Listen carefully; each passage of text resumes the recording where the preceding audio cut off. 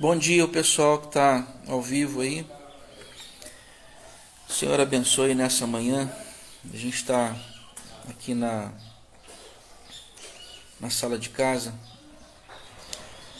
e tem vocês vão ouvir aí os sons aí da vizinhança.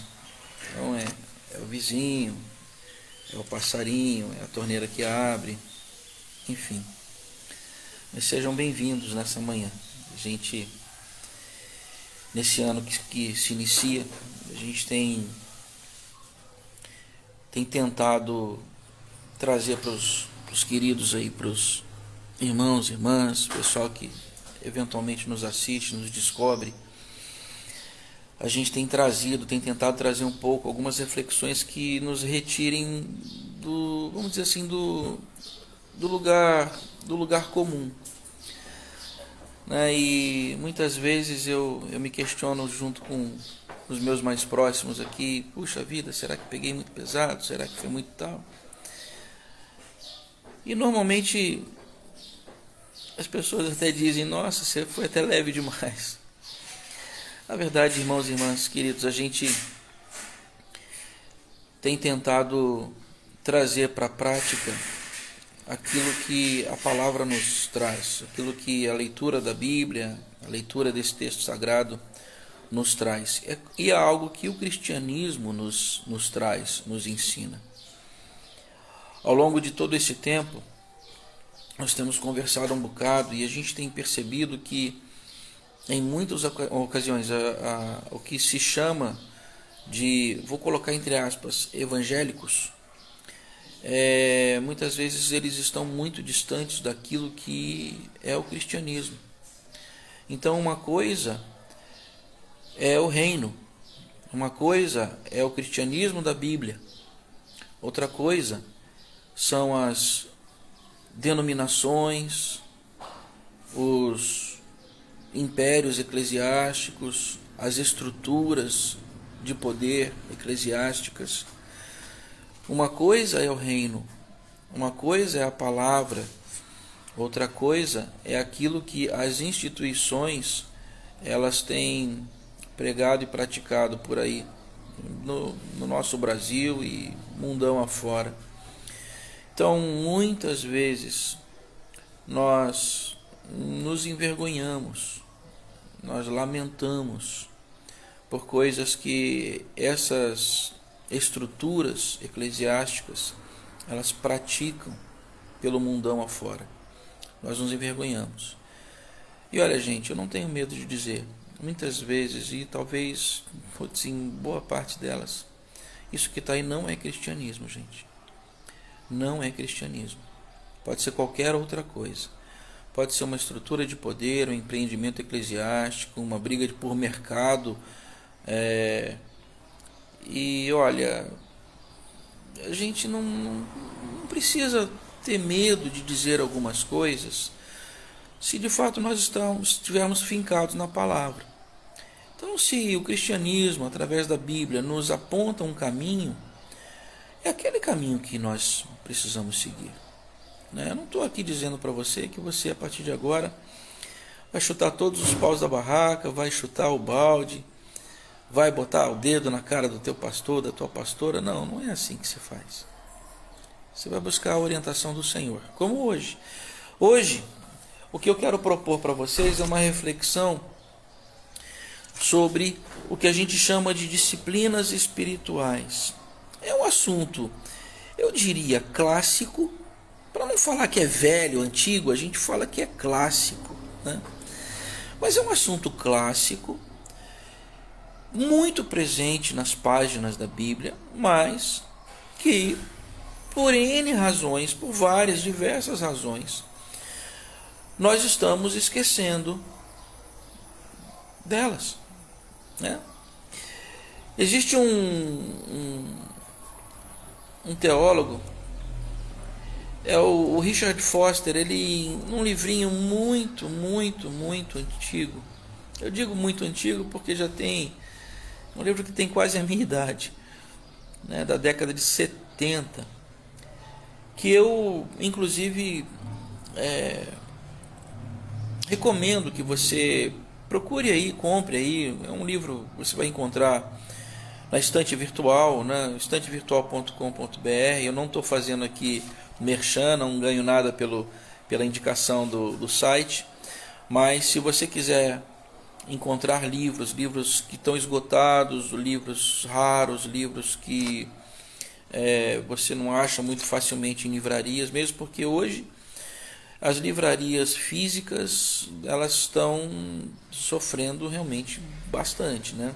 Com o advento do mundo digital, muita coisa você encontra em PDF, você baixa da internet, você lê pelo celular, pelo computador, pelo Kindle e por aí vai. Mas esse livro chama-se Celebração da Disciplina. É um livro do Richard Foster. E o Foster, ele diz na abertura do livro, que eu digo para você sem medo de errar, a abertura do livro já vale o livro, né? Ele diz a seguinte pérola, ele nos brinda com isso. Ele diz que as disciplinas espirituais, elas são portas, é uma porta de livramento. Disciplina espiritual, gente, é algo clássico no cristianismo. Os pais da igreja, os heróis da fé, certamente os grandes personagens da Bíblia, eles tinham as suas e praticavam as disciplinas espirituais. E essas disciplinas espirituais, para esse ano de 2022, eu quero recomendar, aconselhar, incitar você a que as pratique. E são bênçãos, são muito boas e nos ajudam no crescimento, na nossa, vamos dizer assim, no exercício para a nossa musculatura espiritual. Se você quer ser musculoso espiritualmente, você tem que praticar as disciplinas espirituais, tal qual, né, os fisiculturistas. Lá na nossa comunidade local temos um amado lá, o nosso teólogo lá, o Israel, é um fisiculturista, um atleta, né? Ele é fantástico, a gente adora ele. E ele diz para nós, né, que fisiculturismo é disciplina. Então você não consegue fazer o que ele faz e os resultados que ele obtém sem disciplina. E não é só a disciplina de exercício. É disciplina de uma série de outras coisas, entre elas a alimentação e por aí vai. As disciplinas espirituais, queridos, queridas, elas seguem nesse caminho. Para que eu e você tenhamos, vamos dizer, uma musculatura espiritual, né? Sejamos fisiculturistas espirituais, atletas espirituais, precisamos praticar as disciplinas espirituais. E como eu estava dizendo, o Foster, com relação às disciplinas espirituais, ele diz o seguinte, que hoje a superficialidade é a maldição do nosso tempo. A doutrina da satisfação instantânea é, antes de tudo, um problema espiritual. A necessidade urgente hoje não é de um maior número de pessoas inteligentes ou dotadas, mas de pessoas profundas. Querido, querida, hoje realmente nós temos um grande problema que o Foster, na década de 70, faz algum tempo, ele já levantava, que era a questão da superficialidade, que era a questão da satisfação pessoal instantânea. Isso é um problema, isso está presente na ideologia da pós-moderna hoje, isso está dentro daquilo que nós praticamos no dia a dia. E isso, segundo Foster, é um problema, e a gente vai ver pelas páginas da Bíblia que realmente é um problema, e é uma inimiga principal aí da disciplina espiritual. Gente, disciplinas espirituais, elas se referem a, vamos dizer assim, tarefas. E tarefas exigem disciplina. Curioso, né? É como no dia a dia, você tem as suas tarefas. A dona de casa, por exemplo, tem as suas tarefas cotidianas. A dona de casa, ela tem as suas tarefas diárias. Então ela tem o horário para tal coisa, tal coisa, tal coisa, tal coisa. E embora não tenha, vamos dizer assim, vou colocar entre aspas, um patrão para definir o que tem que ser feito, ela sabe o que tem que ser feito e que se não fizer, quem sofre é a coletividade que mora naquela casa. Gente, disciplinas espirituais são tarefas que, se não forem executadas, feitas, quem sofre? Quem sofre é você e eventualmente aqueles que estão ao teu redor. As disciplinas espirituais, elas nos servem, como disse o Foster, é uma porta de livramento. Porque através delas a gente tem vários benefícios, né? E eu, já entrando, começo dizendo o seguinte, gente. As disciplinas, eu vou seguir aqui o rito, parcialmente o rito que o Foster ele sugere, né? Ele chama de disciplinas interiores, exteriores e associadas. Eu vou trazer as disciplinas associadas e já explico porquê. Dentro eu vou distribuir nas disciplinas interiores e exteriores e você vai entender um pouquinho melhor porquê. As disciplinas interiores, gente, são aquelas que se referem àquilo que eu e você fazemos. Nós temos que fazer, nós não podemos terceirizar isso, é tarefa nossa. E é algo que eu tenho que executar, eu, comigo mesmo e com o Senhor. Então isso já desconstrói uma ideia de que você pode terceirizar a sua vida espiritual. E olha, gente, tira isso da tua cabeça. Você não terceiriza a tua vida espiritual. A gente não pode deixar que outras pessoas façam o que eu tenho que fazer, o que você tem que fazer.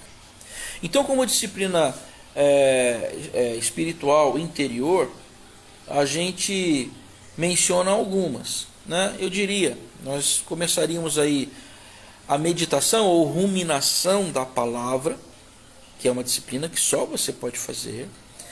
A oração, e aí atrelada a ela tem algumas disciplinas que o Foster chama de associadas, mas eu vou colocar junto, que é a confissão, a adoração e a orientação. Eu já explico o que é isso. O jejum. Gente, ninguém arrancou da Bíblia o jejum. E ninguém tirou do cristianismo o jejum. Jejum faz parte da tarefa diária da disciplina espiritual. Seja você gordo ou magro, o jejum está em ordem. E, por fim, o estudo da palavra. Essas são as disciplinas ditas interiores. E eu vou explanar um pouquinho, vou refletir um pouquinho sobre elas aqui com você. Se você quiser reagir comigo, quem está no Google Meet pode reagir direto, eu estou aqui na tela com você. Hoje vocês que estão no Google Meet, eu estou olhando direto aqui na tela do Face e do Insta, porque está aqui na minha frente. Eu também estou no WhatsApp, se você quiser reagir, você também pode reagir no texto no WhatsApp, tá bom? Não faça chamada de vídeo ou de áudio, por favor, senão você me derruba, tá bom? Mas no Google Meet eu consigo. E as disciplinas exteriores são aquelas que você faz, sim, não é só você faz em conjunto, você faz em comunidade, né? E você faz para os outros também. Então é algo que é seu contigo, sim, envolve a presença de Deus, sim, mas é algo que é feito coletivamente, seja junto ou para, né? E entre elas, o Foster ele sugere 4. E eu vou colocar uma quinta, que seria uma associada, depois eu explico por quê. Ele fala da simplicidade, e simplicidade como estilo de vida. Confesso a vocês que se você comprar esse livro e ler esse livro, para muitos de vocês, assim como para mim, esse foi um dos capítulos mais difíceis mesmo. Não é difícil de entender, porque aqui eu abro um parênteses e digo para você o seguinte: as disciplinas espirituais, elas não são difíceis, são fáceis. Difícil é vamos dizer assim, o resultado, ou vamos colocar mando sim, eu ponho sim, Keila. Eu vou mandar a fotinha do livro. O livro que eu tenho é antigo, viu? Já tem uma versão mais nova. Mas o que é difícil, gente, nas disciplinas espirituais é o quanto ela trabalha, o quanto ela mexe com a gente. Eu compararia isso a duas. Eu vou fazer duas comparações aqui. Uma primeira é quando você está fazendo exercício. Às vezes tem um determinado tipo de exercício que vai mexer com um músculo teu que você nem sabia que aquele músculo existia, porque ele começa a doer. Disciplina espiritual é um pouco isso, gente. Ela mexe com a gente, com coisas que a gente nem sabia que tinha.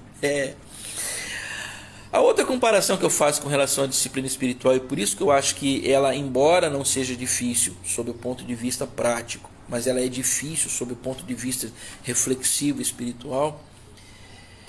E a segunda é o pessoal que é um pouquinho mais obeso, não tão obeso quanto eu, que na hora de tentar dizer não para açúcar, farinha branca, processado, ai gente, que dificuldade. E aí se torna difícil a gente tentar o emagrecimento. A luta pelo emagrecimento é um terror. Não porque a gente não sabe o que tem que ser feito, a gente sabe o que tem que ser feito, mas é um terror porque a gente tem que brigar com a gente mesmo. E na maioria das vezes o maior inimigo somos nós mesmos. Por isso que as disciplinas espirituais, como nós estamos dizendo, elas não são difíceis por conta da tarefa diária, mas elas são difíceis por conta daquilo que ela acaba produzindo ou gerando de luta, de briga mesmo com a gente mesmo. Então, nas disciplinas exteriores, a simplicidade, como eu estava dizendo, foi uma das disciplinas mais que eu achei que mexeram muito comigo. Eu tenho a disciplina da solitude, que a solitude é o ficar sozinho. Não é a solidão. Você está no meio da multidão, mas está em solidão porque você... Não é isso. A solitude é o ficar sozinho. É uma capacidade de você estar no meio da multidão, estar com as pessoas eventualmente, mas saber desligar, para que todo aquele burburinho ele não te, vamos dizer assim, não te interfira, te atrapalhe. É uma disciplina. Ainda há a disciplina da submissão, que é uma disciplina espiritual, o submeter-se, e depois a gente explana um pouquinho. Para muitos não é uma tarefa muito fácil. E a disciplina do serviço, que é uma disciplina que para muitos acaba se tornando bem simples, porque para muitos, para quem realmente tem um coração de servo, servir não é uma dificuldade. Há uma disciplina associada que eu disse aqui, que é a celebração. Quando estamos em comunidade, a gente celebra ao Senhor. É uma disciplina associada. Mas venhamos comigo, irmãos e irmãs, queridos, queridas, você que nos assiste, abre comigo, por favor, Salmos, no capítulo 1. Salmos 1. Salmos 1. Para você que está começando na Bíblia, e está com a Bíblia em papel, Salmos é um livro que fica no meio da Bíblia, da nossa Bíblia protestante, a nossa Bíblia evangélica, né? Salmos 1. E em Salmos 1, eu queria que você lesse comigo o que está no versículo 2, apenas o 2. Depois você pode ler o Salmo 1 inteiro, mas eu só quero ler o 2. O 2 diz que antes o seu prazer está na lei do Senhor, e na sua lei medita de dia e de noite. Curioso, gente, que o salmista fala sobre o meditar. A palavra meditar, na raiz hebraica, ela traz a mesma ideia da palavra ruminar, o ruminar do gado. Você sabe que o boi, por exemplo, o boi ele não tem um estômago só. O boi ele tem mais de um estômago. Então ele mastiga e um pouco e vai para o primeiro estômago. E ele vai enchendo esse primeiro estômago com tudo que ele vai encontrando ali. Depois, encheu, e isso que está no primeiro estômago, ele regurgita e ele fica mastigando. Esse ato é o ruminar do gado. E essa palavra que está ali no Salmo, e na sua lei medita, esse ruminar é a mesma palavra do meditar, é a mesma raiz do meditar. Gente, o meditar, nesse sentido de ruminação, eu não estou falando do meditar que a gente já de pronto fica aquela coisa do não é disso que eu estou falando. O meditar aqui é a ideia do ruminar, do trazer a memória, trazer a lembrança, ocupar o seu pensamento com isso. É algo, por exemplo, e você precisa abrir comigo, é algo que um rabino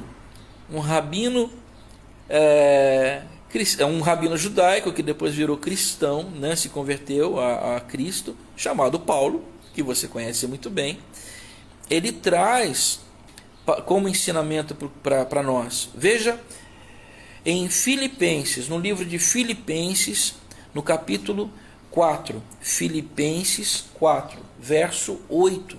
Filipenses 4, 8. Filipenses 4, 8. O texto diz assim, acompanhem comigo. Finalmente, tudo que é verdadeiro, tudo que é respeitável, tudo que é justo, tudo que é puro, tudo que é amável, tudo que é de boa fama, tudo o que é de boa fama, se alguma virtude há e se algum louvor existe, seja isso o que ocupe o vosso pensamento. Veja, Paulo está nos trazendo a lembrança que eu e você precisamos ocupar a cabeça com aquilo que é bom. O que é isso senão a velha e clássica ideia judaica do meditar, do ruminar a lei ou a Torá ou a palavra de Deus? Olha, gente, isso não foi arrancado das páginas da Bíblia e isso está presente no cristianismo. Infelizmente, o que tem acontecido é que nesse mundo cheio de tarefas, informação e, enfim, toda essa panaceia tecnológica que nos colocaram nos ombros, a gente simplesmente não consegue, às vezes, parar para pensar. É uma brincadeira que, às vezes, eu faço com meu sobrinho, passa um carro com um som muito alto, e aí uma vez eu ouvi ele dizendo para mim, puxa, o som deve estar tão alto, mas tão alto, que aquele camarada não consegue nem ouvir o pensamento dele. Gente, é mais ou menos assim.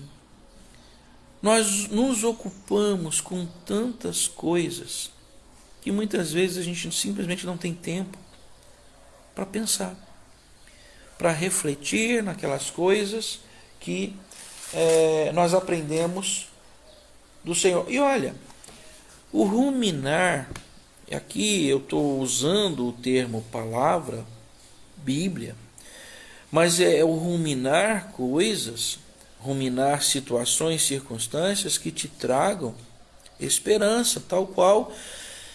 Veja, a gente agora na virada do ano ouvimos uma palavra tremenda no culto, na celebração do Ano Novo na nossa comunidade local, na nossa igreja local. A pastora Nancy nos trouxe uma reflexão em cima de Jeremias, no livro de Lamentações. E no discorrer ali, na argumentação que ela veio trazendo, ela nos fez recordar que o nosso ano de 2021 não foi um ano fácil. Não foi, de fato não foi, gente. Mas que 2022 pode e a gente precisa nos agarrar tal como o profeta se agarrou num trecho onde ele diz: quero trazer à memória aquilo que me pode dar esperança. Gente, trazer à memória o que pode dar esperança diz respeito ao meditar, ao ruminar aquilo que de alguma maneira me traz a vida. E olha, gente, eu preciso entender que muitas coisas hoje no dia a dia nos afastam da vida porque são verdadeiras ideologias de morte. Abra comigo, por exemplo, no livro de Romanos, no capítulo 12, Romanos 12, no versículo 2. Romanos 12, 2. Romanos 12, 2. Romanos 12, 2. O texto, ele diz assim: e não vos conformeis com este século ou com este mundo, mas transformai-vos pela renovação da vossa mente, para que experimenteis qual seja a boa, agradável e perfeita vontade de Deus. Deixa eu pegar aqui, tem uma versão que a gente chama de Nova Tradução na Linguagem de Hoje. É uma versão que ela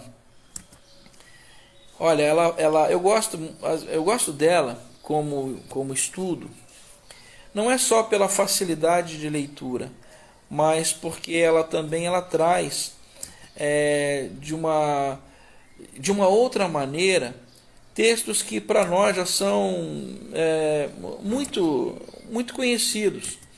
E nessa versão, Romanos 12, 2, ela traz isso aqui. Só um instante, deixa eu tirar aqui. Não vivam como vivem as pessoas deste mundo, mas deixem que Deus os transforme por meio de uma completa mudança da mente de vocês. Assim vocês conhecerão a vontade de Deus, isto é, aquilo que é bom, perfeito e agradável a Ele. Olha, gente, eu não posso deixar de lado a ideia. A gente não pode abrir mão, gente, dessa disciplina, que é uma disciplina sua e é você que tem que fazer. Então, uma coisa, gente, que eu recomendo para você, que é algo que eu Marco, faço comigo no dia a dia, né? Obrigado, Leia, eu estou te vendo aqui. Em todo momento, gente, que você, vamos dizer assim, estiver sozinho, né? E tem vários deles, né? O momento que você vai ao banheiro, sabe, fazer o 1 ou 2, não importa. O momento que você está no banho, o momento que você está dirigindo, o momento que, às vezes, enfim, você, em vários momentos ao longo do dia, você está sozinho. Você está sozinho. Use esses momentos para ruminar, para meditar, tanto na palavra, quanto nas promessas do Senhor, quanto em coisas boas que te tragam a esperança. A gente não pode abrir mão dessas coisas. Porque se eu paro de pensar, meditar, e começo e permito que a minha cabeça seja vamos dizer assim, uma oficina, um palco para coisas que não convém, eu vou começar a permitir que ali cresçam ervas daninhas. É a ideia, sim, é a ideia do agricultor. E eu gosto muito de usar a ideia do agricultor orgânico, que é um profissional que ele tem que vencer na observação diária e no cuidado sensível do dia a dia aquilo que ele está cultivando.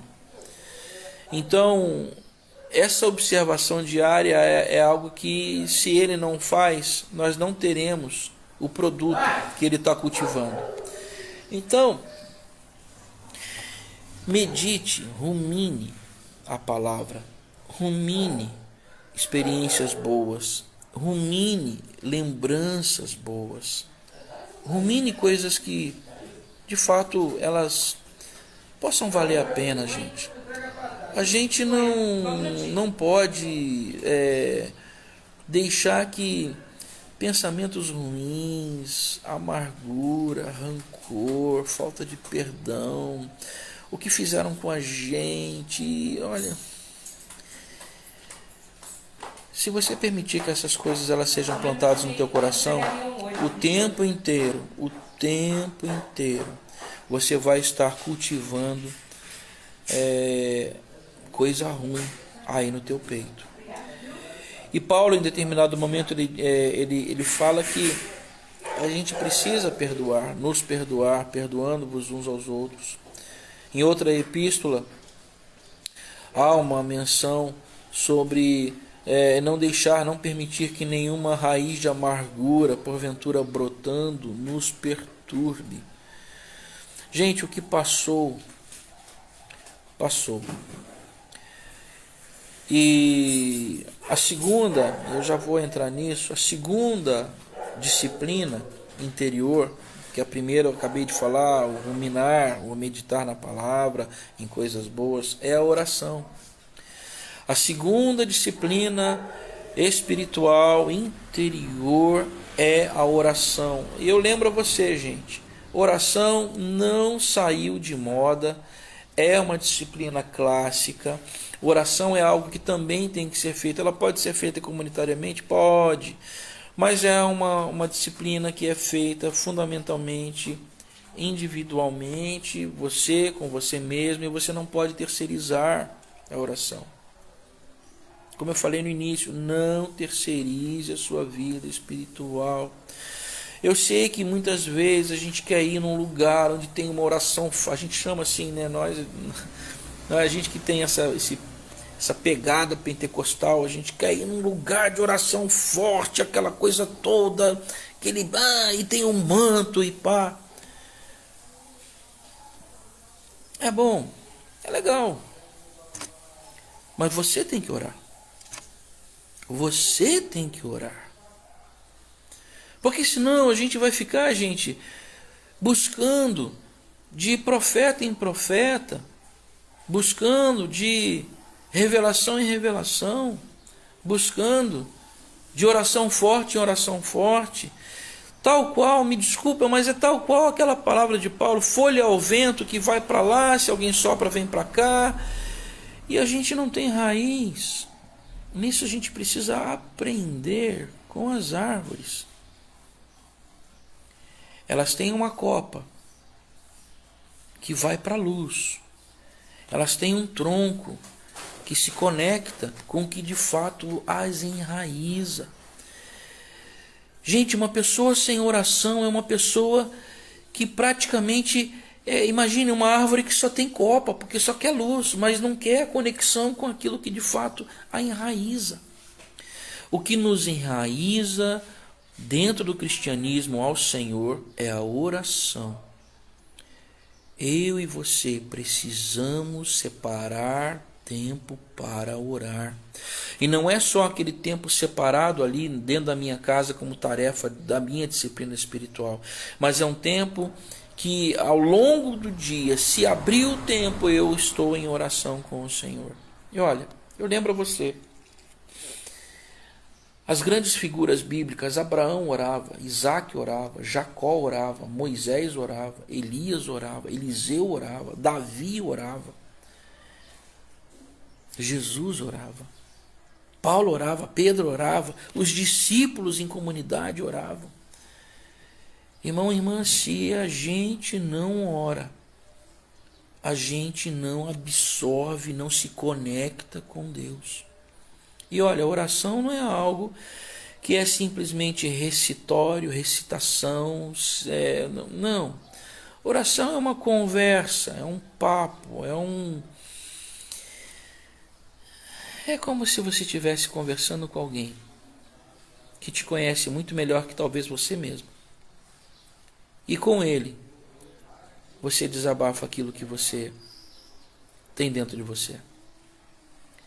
E essa conexão, ela permite que a gente se desarme, que a gente abra os olhos, que a gente se permita. Com essa disciplina, para essa disciplina, eu recomendo duas coisas, queridos, queridas, para não ficar muito no reino aqui das elucubrações, no mundo das ideias. A primeira é boa e velha oração clássica do Pai Nosso. O Pai Nosso não é uma reza, uma recitação ou apenas para uso litúrgico. O Pai Nosso é um modelo de oração que eu e você precisamos orar e usar. Não vou falar sobre o Pai Nosso aqui. Há uma série de vídeos já sobre o Pai Nosso, tá no link do YouTube, se não me engano, do nosso canal da igreja local. Eu posso estar enganado, mas ficou gravado no Face, ficou gravado no Insta, dá uma sapeada aí que você vai encontrar. E a gente falou sobre o Pai Nosso durante vários domingos, vários encontros. E aí lá no Pai Nosso, o Pai Nosso é um modelo de oração. E é um modelo de oração que você, usando esse modelo, você não se perde, você não se dispersa e você consegue orar até mesmo meia hora ou mais sem se sentir cansado ou cansada. Use o Pai Nosso como oração, disciplina espiritual interior. O segundo modelo, exemplo que eu quero te dar é o livro dos Salmos. O livro dos Salmos é um livro por excelência não só de canções cujas melodias nós perdemos através da história, mas restaram as letras, e essas letras são orações. Então, você pode usar os Salmos como uma oração. Você pode ler um salmo, recitar um salmo, orando. Alguns teólogos eles chamam de a leitura orante da Bíblia, né?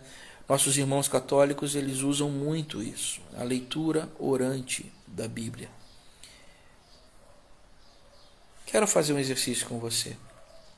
Abra comigo, por favor, nos Salmos 63. Salmos 63. Salmos 63. E aí, você que está aí, abre esse salmo, Salmo 63.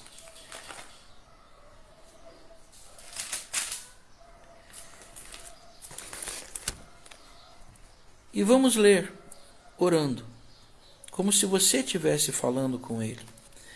Você diria a ele mais ou menos assim: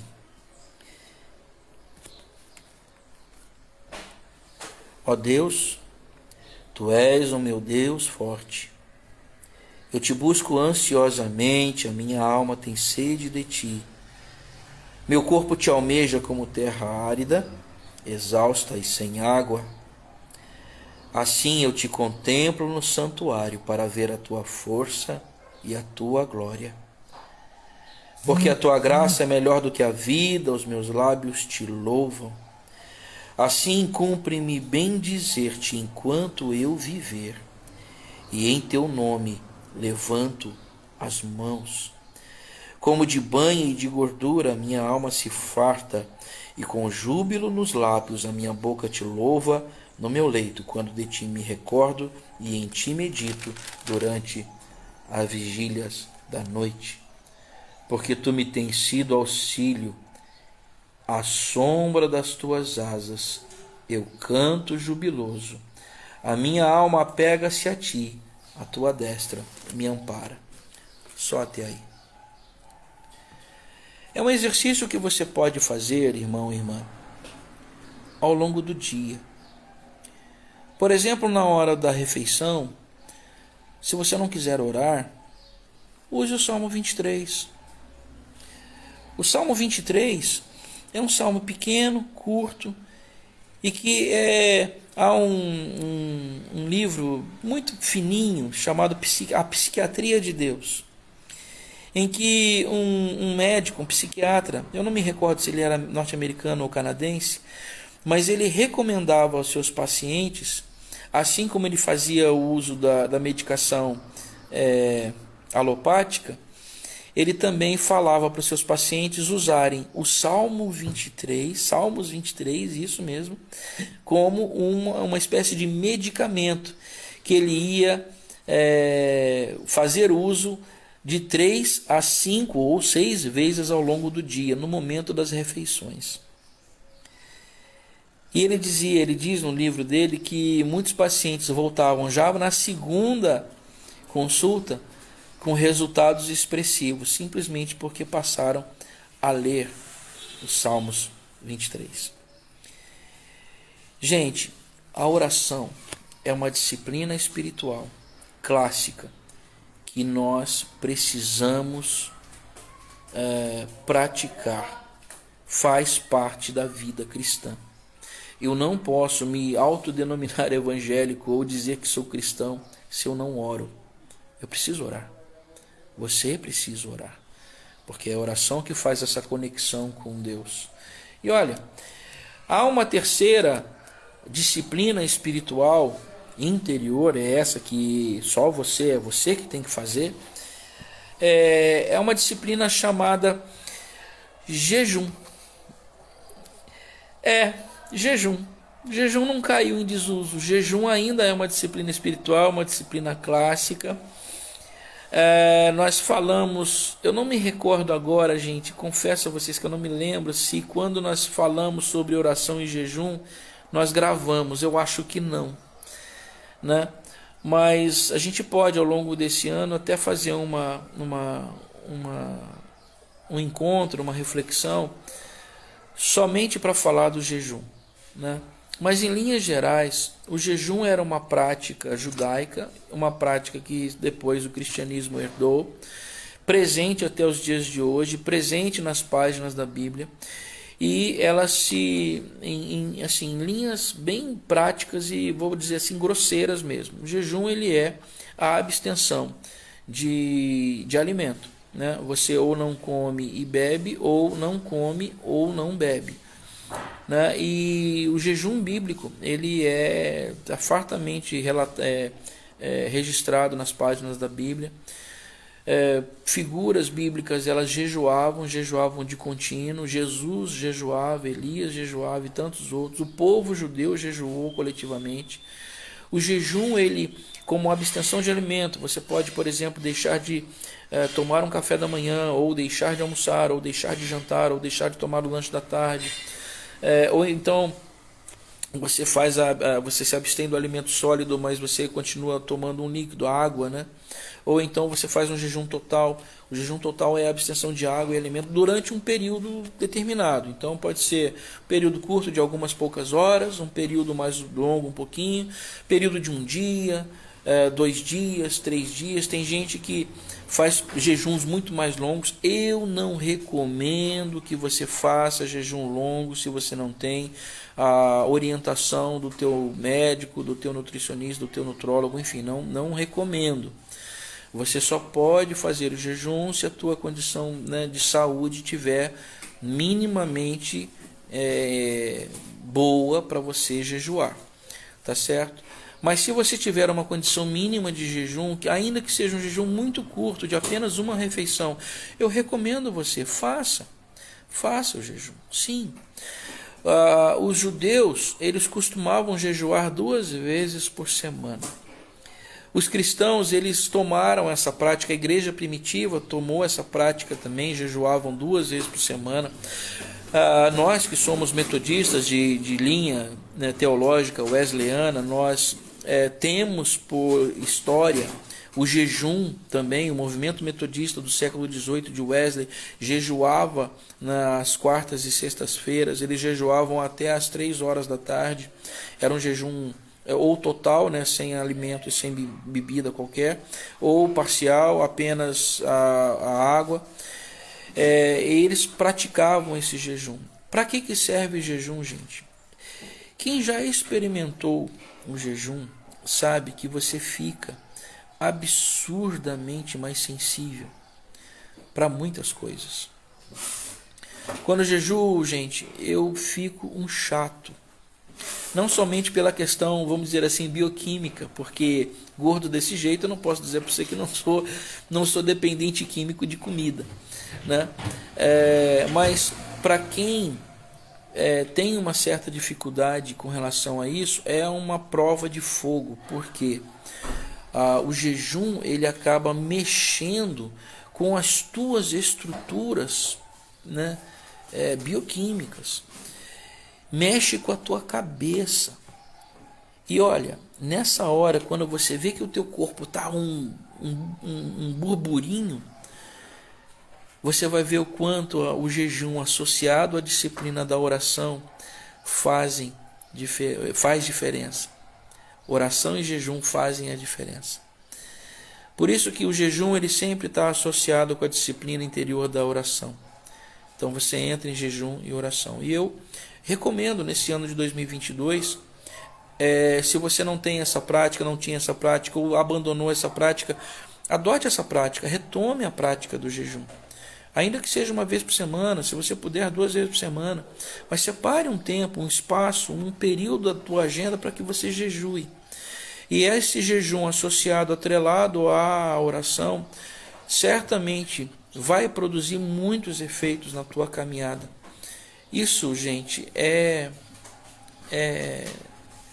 absolutamente fantástico. Eu tenho alguns testemunhos de jejum, em períodos de jejum, que quando estivermos juntos, aí a gente estiver em off, um dia a gente senta para conversar. E olha, é no momento do jejum que muitas vezes o Senhor, ele se revela. Em alguns casos, eu posso citar apenas 2 no livro de Atos. Pedro, quando foi visitar uma casa, né, ele estava no terraço e ele possivelmente estava em jejum, aguardando a refeição, estava no terraço orando perto do meio-dia, e ele tem uma visão. E nessa visão o Senhor revela a ele uma determinada direção que ele deveria tomar. Paulo, quando tem um encontro com o Senhor ressurreto na estrada de Damasco, na entrada da cidade de Damasco, Paulo entra na cidade e, como ele não estava, segundo o relato bíblico, ele não estava vendo, ele estava cego, por conta do clarão, da visão e tudo mais. Havia, segundo o texto bíblico, umas escamas nos olhos dele. O texto diz que ele ficou 3 dias em jejum. E enquanto ele orava, ele teve uma visão. E é muito curioso que nesse mesmo livro de Atos, nesse mesmo período, nesse mesmo trecho, conta que um discípulo chamado Ananias também tem uma visão. E aí, se você quiser, vai lá, Atos no capítulo 9, vai descobrir o que o texto diz. Não vou dar spoiler se você não leu o texto. Mas o jejum, ele é fantástico, fantástico. O jejum, ele é capaz de destravar circunstâncias, situações da sua vida. O jejum, ele é capaz de, associado à oração, te abrir os olhos para muitas coisas que você ainda não percebe. Então eu recomendo, te incito, concito você a jejuar. E por fim, gente, eu quero no dia de hoje, porque a gente vai no próximo dia, próximo domingo, a gente vai se ver novamente. Eu vou falar das disciplinas espirituais, mas das disciplinas exteriores, tá bom? Mas aqui eu quero encerrar dizendo de uma última disciplina espiritual interna, interior, né, que eu chamo de estudo, né? E aqui eu estou chamando de estudo, copiando a classificação que o Richard Foster faz nesse livro que eu já citei no início da live, chamado A Celebração da Disciplina. O estudo, gente, aqui não é só leitura da Bíblia. Não. O estudo aqui, gente, ele é mais do que isso. É a leitura da Bíblia, sim, né? E olha, leitura essa que abra comigo, por favor, no livro de Deuteronômio, no capítulo 11. Deuteronômio 11, verso 18. Deuteronômio 11, 18. O texto diz, Deuteronômio 11, 18, ele diz: ponde, pois, estas minhas palavras no vosso coração e na vossa alma, atai-as por sinal na vossa mão, para que estejam por frontal entre os olhos. Escrevei-as nos umbrais de vossa casa e nas vossas portas. E aqui ele fala das promessas e fala que nós temos que ensinar isso. Gente, nós estamos falando de leitura. Aí eu poderia até citar o conhecido versículo de João, capítulo 8, 32, e conhecereis a verdade, e a verdade vos libertará. Gente, o estudo ele realmente começa com a leitura da palavra, a leitura da Bíblia. E olha, eu não quero te desapontar, mas eu não posso deixar de dizer, muitas vezes a gente aprende por repetição. Tabuada a gente aprende por repetição. Beabá, muitas vezes, normalmente é assim, a gente aprende por repetição. Escrever corretamente é por repetição. A boa leitura é por repetição. Tem que ler, gente. Tem que ler. E aí, se eu não leio, como é que eu vou me lembrar de algo que eu não li? Né? Então, você vai dizer, mas eu não tenho costume. Vai ter que ter. Mas eu não gosto. A gente não gosta de tantas coisas e acaba fazendo. E olha, a leitura da palavra, a leitura da Bíblia de modo, vamos dizer assim, regrado, disciplinado, é algo que nos ajuda na vida. Nos ajuda na língua portuguesa, na leitura, na compreensão.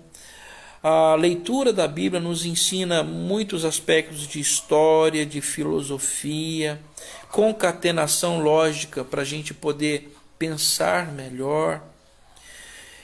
E olha, eu te recomendo, incite os seus filhos, suas filhas, netos, netas, enfim, sobrinhos, sobrinhas, os meninos que estão, a separar um tempinho do dia, gente, um tempinho só. Pede para ele tirar do celular, tira o celular um pouquinho dele, ou então se ele tem instala o aplicativo da Sociedade Bíblica do Brasil para ele ler um pouquinho de Bíblia no celular, e pede para ele te ler alguma coisa. Porque enquanto ele está lendo para você, ele está lendo para ele também.